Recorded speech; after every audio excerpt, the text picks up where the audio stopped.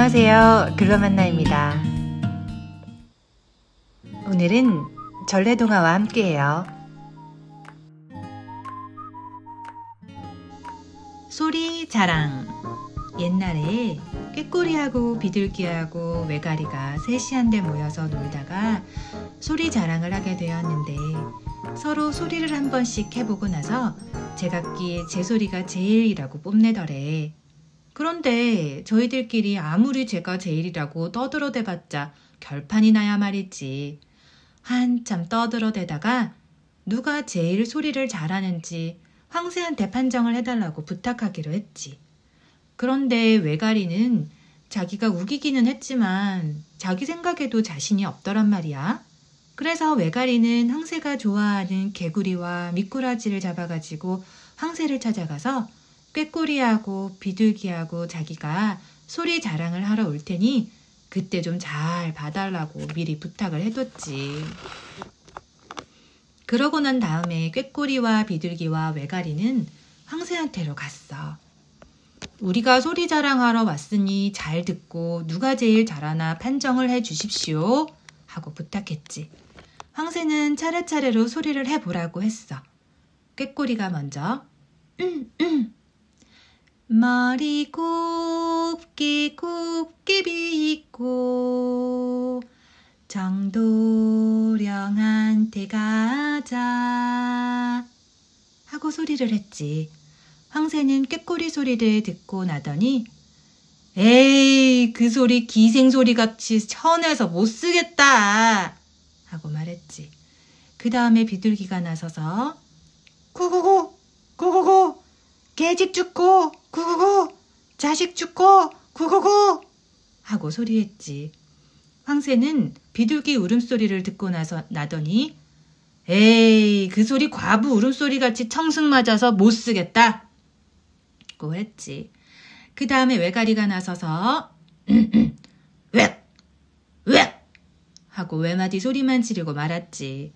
황새는 외가리 소리를 듣고 나더니 무릎을 탁 치면서 아, 그 소리 사내 대장부 소리구나. 힘차고 씩씩해서 제일이로다 하며 칭찬이 대단하더래. 누가 들어도 제일 듣기 싫은 외가리 소리를 제일이라고 했으니 꾀꼬리와 비둘기가 가만히 있겠어? 꾀꼬리와 비둘기는 황새한테 달려들어 모가지를 쭉 잡아 빼 비틀면서 소리 하나 잘 들을 줄 모르는 놈 다시는 말도 못하게 해놓아야겠다 하고 말문까지 막아놓았대. 그래서 황새는 그때부터 모가지가 기다랗게 비틀어지고 소리를 내지도 못하게 됐대.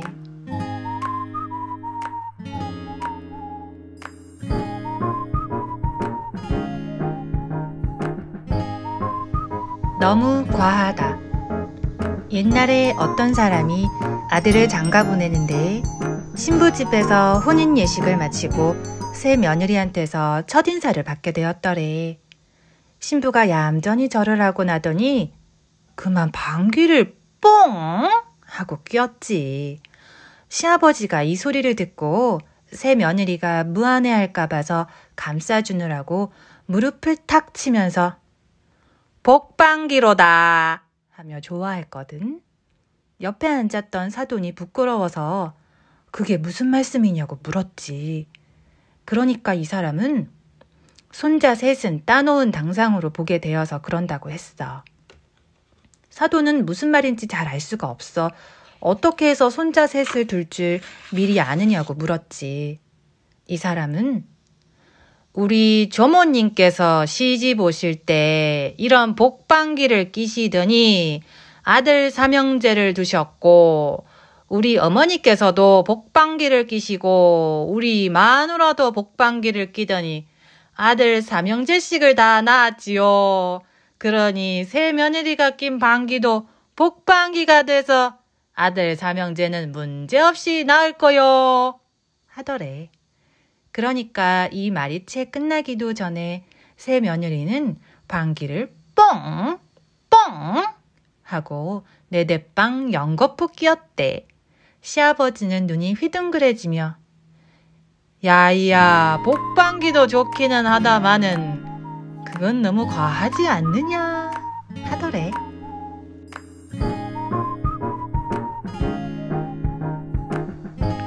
범을 잡은 바보. 옛날에 한 아이가 있었는데 그 아이는 아무것도 할 줄 모르는 바보더래. 아랫목에서 밥 먹고 윗목에 가서 똥이나 싸는 그런 못난이여서 아이의 부모는 하루도 마음 편할 날이 없었어. 하루는 어머니가 하도 애 같아서 야 이놈아, 다른 아이들은 나무도 헤우고 새끼도 꼬고 하는데 너는 밥만 먹고 똥만 쌀 뿐 아무것도 않고 놀기만 하니 어쩌자고 그러느냐. 애미사 정도 좀 봐줘야지. 그래가지고 어쩌자는 게야. 하고 야단을 쳤지. 그러니까 그 아이는 그럼 나도 일을 할게. 장자네 집에 가서 괭이나 얻어다 줘. 하더래. 어머니는 저게 무슨 일을 하겠다고 괭이를 얻어오라고 하는가 하고 거창하게 생각했지만 어쩌나 보려고 장자네 집에 가서 괭이를 얻어다 주었지. 이 아이는 괭이를 가지고 집 앞에 채마밭을 낑낑거리며 파기 시작하더래. 하루 종일 걸려서 커다란 구덩이를 하나 파놓더래. 그러고서는 동네로 돌아다니면서 개똥이랑 개똥은 모두 주워다가 그 구덩이에 하나 가득 채우고는 참깨를 한 섬 갖다 부어놓더래. 그러니까 깨나무가 콩나물처럼 돋았어. 아이는 참깨나무를 한 대다 다 잡아매서 키우더래. 그랬더니 그 참깨나무는 한데 엉키어서 무성하게 자라 나중에는 큰 정자나무만하게 되고 가을에는 참깨가 다닥다닥 열렸지.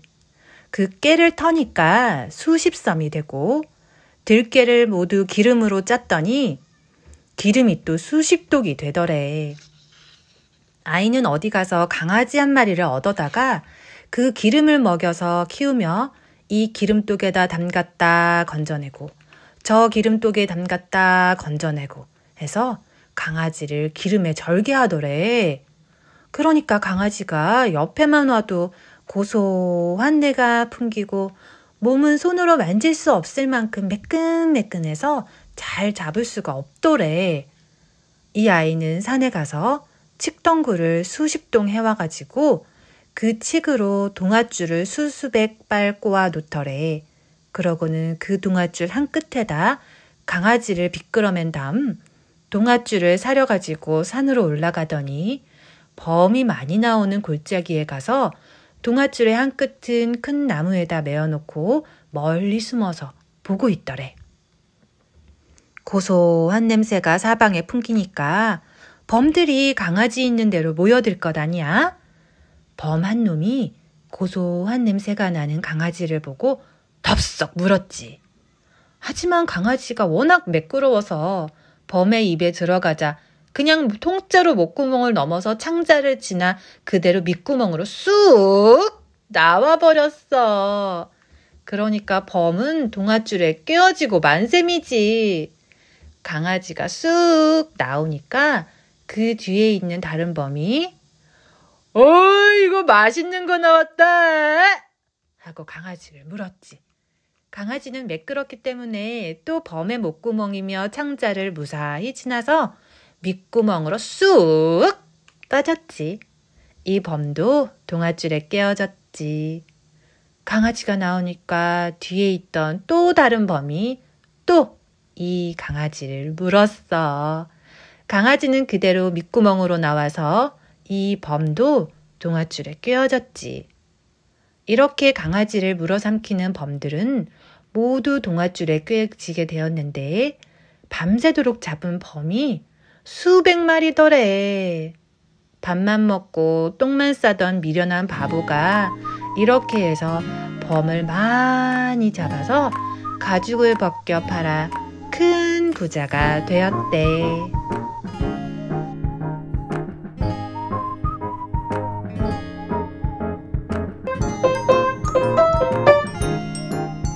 꼬부랑 할머니.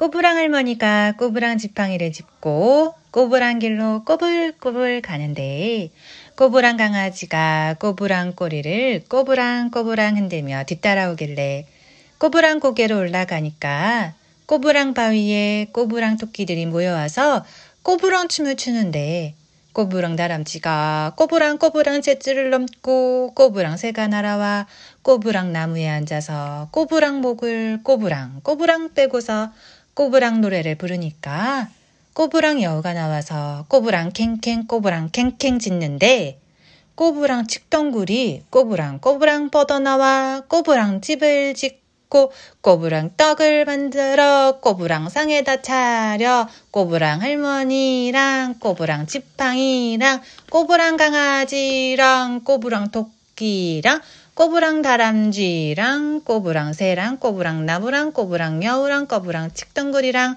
모두 모여 앉아서 꼬부랑 노래를 부르며 꼬부랑 춤을 추며 꼬부랑 떡을 꼬부랑 먹더래.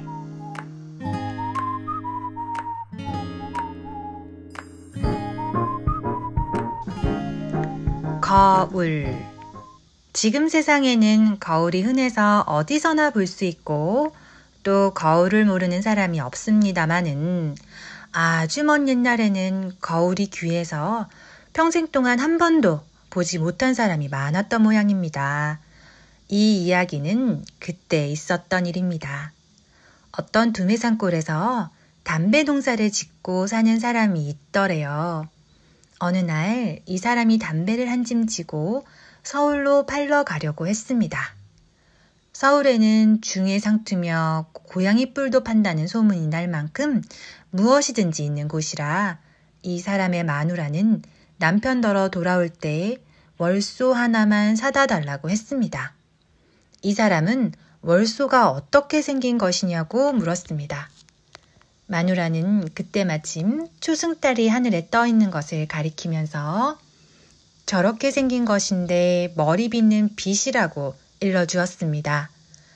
이 사람은 서울에서 담배를 다 팔고 집에서 쓸 물건을 사느라고 여기저기 돌아다녔습니다. 그러다가 장터인 듯한 아주 번화한 곳에 가서 옷감이며 가시며 망건도 샀습니다. 마누라가 부탁한 것도 사려고 하는데 그만 그 물건의 이름을 깜빡 잊었습니다. 하늘의 달을 가리키면서 저 달 같은 것을 사오라던 말이 생각나서 하늘을 쳐다봤습니다. 그때는 달이 이미 보름달이 되어 있었습니다. 이 사람은 달과 같이 둥근 것을 찾아보았습니다. 마침 둥근 거울이 하나 있었습니다. 마누라가 사다 달라는 것이 바로 이것이로구나 하고 그 거울을 사려고 손에 들어보았습니다. 그런데 그 거울 속에는 아주 힘이 세고 건장한 사내가 들어 있었습니다. 이 사람은 이것을 사가지고 가면 같이 밭일도 할 수 있겠고 힘드는 일도 시킬 수 있을 것 같아서 두말 않고 그 거울을 사가지고 집으로 돌아왔습니다. 이 사람의 마누라는 남편이 돌아오자 서울에서 좋은 물건을 많이 사오고 자기가 부탁한 월소도 사왔을 것이라고 믿고 얼른 보따리를 끌러봤습니다. 그런데 사오라고 한 월소는 없고 무슨 둥그런 것이 있었습니다. 이게 뭘까 하고 들고 보니 그 둥그런 것 안에는 예쁜 젊은 여자가 들어있었습니다. 마누라는 남편이 서울 가더니 바람이 나서 첩을 얻어가지고 왔나 보다 생각하고 그만 화가 나서 잔뜩 부어가지고 말도 하지 않았습니다. 시어머니가 이것을 보고 아이고 얘 며느라 넌 무엇 때문에 그렇게 고를 내고 있느냐 남편이 먼 길 갔다 돌아왔는데 하고 물었습니다. 그래도 며느리는 말도 않고 여전히 부어가지고 있었습니다. 시어머니는 답답도 하고 걱정도 되어서 얘야 그러고만 있지 말고 네 속이나 알게 시원하게 말이나 좀 해보라니까 하며 달래봤습니다. 그러니까 며느리는 이걸 좀 보셔요. 이걸 보고 화가 안 나게 생겼어요. 서울 간다더니 첩을 얻어가지고 왔으니 화가 안 나게 생겼느냐 말입니다. 하면서 그 둥그런 것을 내보였습니다. 시어머니가 며느리가 주는 것을 받아보니 그 안에는 늙어 빠진 할머니가 들어있었습니다.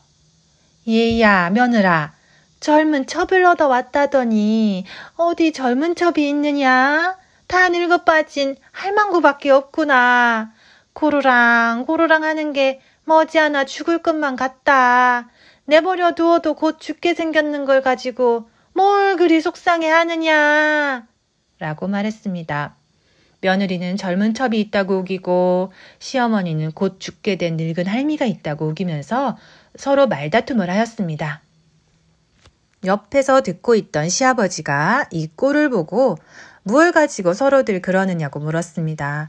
그러고는 그 둥근 것을 받아가지고 들여다보더니 젊은 첩은 무슨 젊은 첩이며 늙은 할미는 무슨 할미야? 그런데 이놈의 늙은이는 무슨 놈의 늙은이기에 남의 집 안방까지 들어와 있는 거냐? 하고 소리를 버럭 질렀습니다. 이렇게 되고 보니 세 사람은 다 각각 딴 말을 하게 되었습니다.